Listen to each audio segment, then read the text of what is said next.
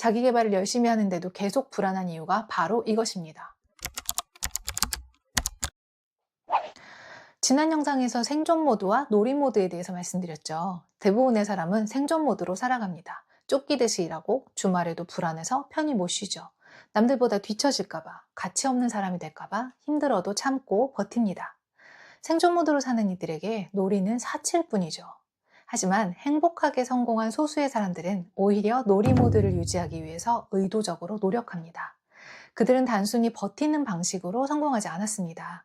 어떻게 하면 살아남기 위해 버티는 삶 대신 살아있어서 재밌는 삶을 살 수 있을까요? 그 답은 어린아이들에게서 찾을 수 있습니다. 아이들은 마음껏 선택하고 상상하고 재미에 완전히 몰입합니다. 이때 아이들의 몸과 마음은 완전히 이완되어 있죠. 이것이 중요한 포인트입니다. 놀고 있는 아이들의 몸은 불안에 떨지도 않고 공포에 얼어붙어 있지도 않습니다. 놀이 모드는 즐겁게 해야지 라고 생각으로 되는 것이 아닙니다. 핵심은 내 몸, 좀 더 자세히는 내 신경계의 안전 감각입니다. 좀 더 이해하기 쉽게 정신과 의사 댄 시겔의 조절창 개념을 함께 볼게요. 조절창 안은 내 몸이 안전하다고 느끼는 범위입니다. 조절창 안에 있을 때 우리는 타인과 공감하고 유머를 즐기고 집중도 잘하고 복잡한 문제를 창의적으로 해결할 수 있습니다. 즉, 놀이 모드 상태이죠. 조절창 위는 과각성 상태입니다. 현대인의 대부분의 상태죠. 신경계가 위협을 느껴서 불안, 초조 등의 과민 반응을 나타냅니다. 카톡 하나에도 예민해지고 작은 실수에도 자존감이 무너지고요. 이때 뇌는 전두엽 기능이 떨어져서 논리적 사고를 멈추고 편도체가 활성화돼서 위협으로부터 살아남기 위해서 공격하거나 도망치려 합니다. 조절창 아래는 저각성 상태입니다. 아무것도 의미 없고 아무것도 하기 싫은 우울, 무기력, 번아웃 증상이 나타나죠. 지속적인 스트레스로 신경계가 그냥 전원을 따라라란 꺼버린 상태입니다. 이 조절창이 넓어질수록 안전을 느끼는 범위가 커지고 그럴수록 더 오래 집중하고 더 창의적으로 일을 해결하고 더 지속적으로 행동할 수 있게 됩니다. 이것이 바로 포인트입니다. 행복하게 성공한 사람들은 특별한 재능이 있거나 더 강하거나 더 인내심이 있는 사람들이 아닙니다. 그들은 이 조절창을 넓혀서 몸과 마음이 지치지 않도록 스트레스를 잘 처리하는 거죠. 저는 김미경 강사님께 스피치를 배운 적이 있는데요. 기억에 남는 얘기가 있어요.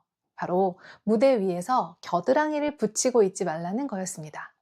김미경 강사님도 무대 위에 오르면 초반 5분 동안은 최대한 몸을 크게 움직인다고 해요. 긴장할수록 겨드랑이가 이렇게 붓게 되죠. 그래서 일부러 몸을 크게 쓰고 겨드랑이를 떼서 긴장을 털어내는 거죠. 그리고 초반에 최대한 청중들을 많이 웃겨줍니다. 웃는 청중들을 보면서 강사님의 긴장도 풀리죠. 이런 행동은 강사님 본인과 청중의 신경계를 동시에 안정시켜서 조절창 안에 있게 하는 효율적인 전략입니다. 반대로 대부분의 사람은 조절창 밖에 있는 시간이 깁니다. 신경계가 항상 비상사태인 거죠. 마치 곰한테 쫓기듯이 생존이 위협받는다고 느끼면서 살아가니까요. 쉴 때도 불안해서 제대로 못 쉬고 과도하게 일하다가 번아웃이 오는 것을 반복합니다. 조절창 밖에서는 아무리 열심히 노력해도 효율이 떨어집니다. 마치 다리에 모래주머니를 차고 타이어를 끌면서 모래밭을 달리는 것과 같죠. 힘은 훨씬 더 드는데 성과는 잘 안 나고 그러니까 더 많이 애쓰게 되고 심지어는 그렇게 힘들게 노력해서 성과를 내도 행복한 게 아니라 살아남았다는 안도감을 느낄 뿐입니다. 더 심각한 건 우리가 지금까지 해온 대부분의 자기 개발이 생존 모드를 자극한다는 것입니다.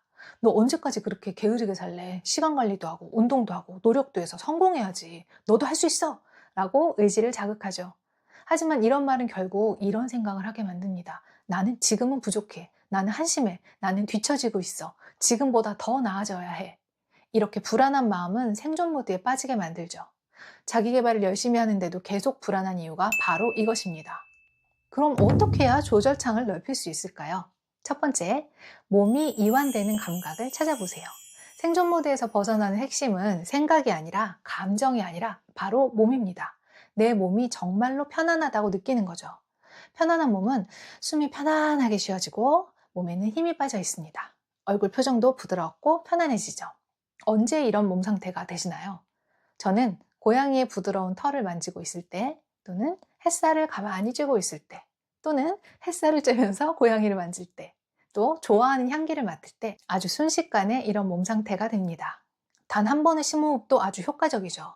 자동으로 몸이 편해지는 상태를 의도적으로 하루에 자주 만들어주는 겁니다. 조절창을 넓히는 두 번째 방법은 유머입니다.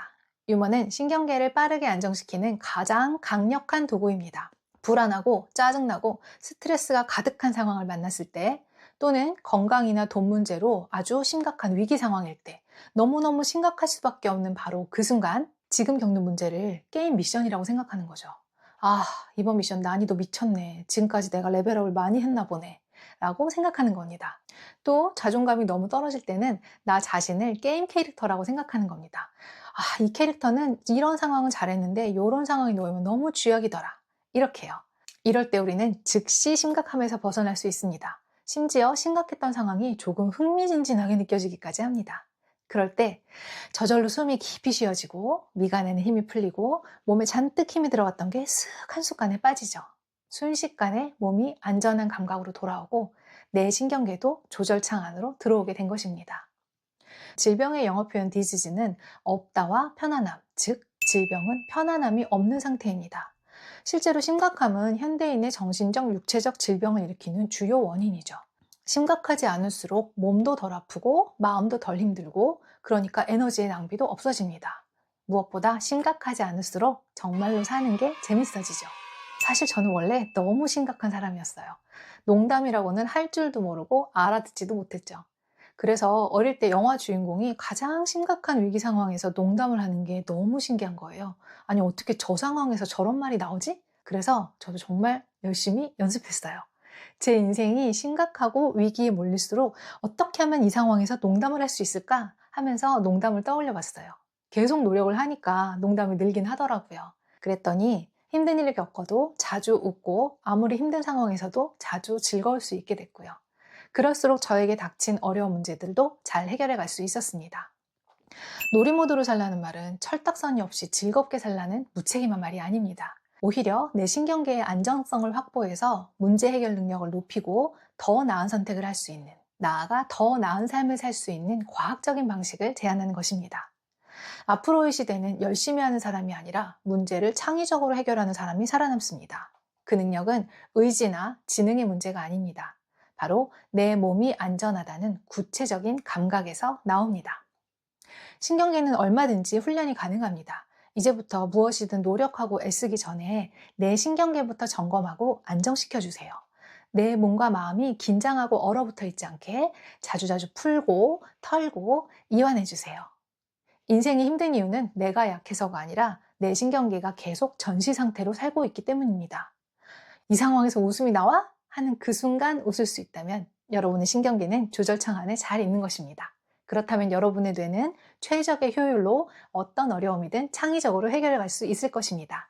그것이 바로 제 채널이 추구하는 이완된 행동이고요. 지금 여러분의 삶은 전쟁 중인 생존 모드인가요? 아니면 게임 중인 놀이 모드인가요? 댓글로 여러분의 이야기도 나눠주세요. 라라였습니다.